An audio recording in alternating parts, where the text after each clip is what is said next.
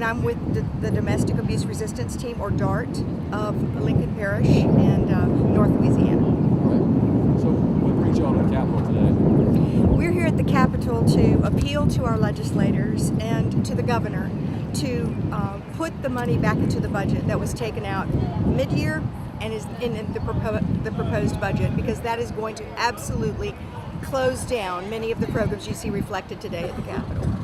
So what kind of programs are we talking about? Domestic violence programs, domestic violence and sexual assault. Many of those programs combine both services. For example, DART serves 7 parishes in North Louisiana. We have 1 shelter for 12 people, and we have 7 rural offices. With the proposed budget cuts, we will either have to close our shelter or we'll have to close our rural offices. And in the rural offices, people don't have public transportation or any other resources, so they would basically it would be impossible for them to receive services. Right.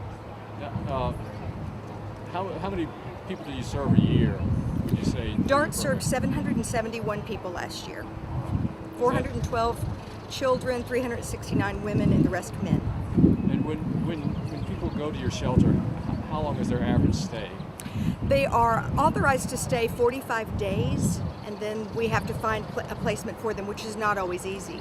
But sometimes they only stay a week, sometimes they stay 2 or 3 weeks and are fortunate enough to find alternate housing. Sometimes they go back to their family, their abuser. So is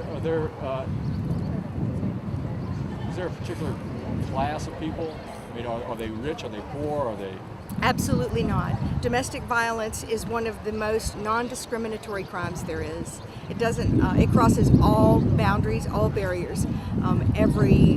Whether you are in poverty or a millionaire, whether you are a high school dropout or have a PhD, whether you are any kind of ethnic or racial persuasion, an atheist, all the way to Pentecostal and every faith in between. I've met every person represented in all those groups in the last 30 years. And that's how long your program's been in place, 30 years? DART's been in existence 18 years, but before DART existed, we had just a grassroots movement in our community. The crisis line was my home phone for several years, and we just basically took calls on our own home phones, and volunteers around the community did what they could. So how long have you had state funding? 18 years. We got our first funding from the Emergency Shelter Grants Program to open a shelter, and when that was over, we got some crime victims assistance money.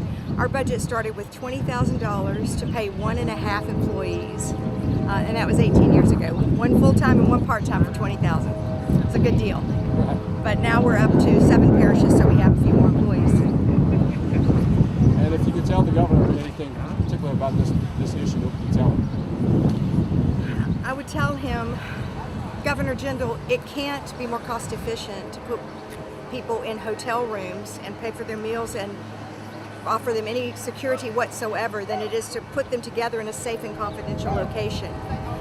In addition, since we are the state with the top 5 worst and 40% more homicides than any other state, then you have to see this as a priority. And it is not just an issue of women. It's an issue of women, children, and men. It's an issue of families. And you have said that you believe in families. So, Governor, we appeal to you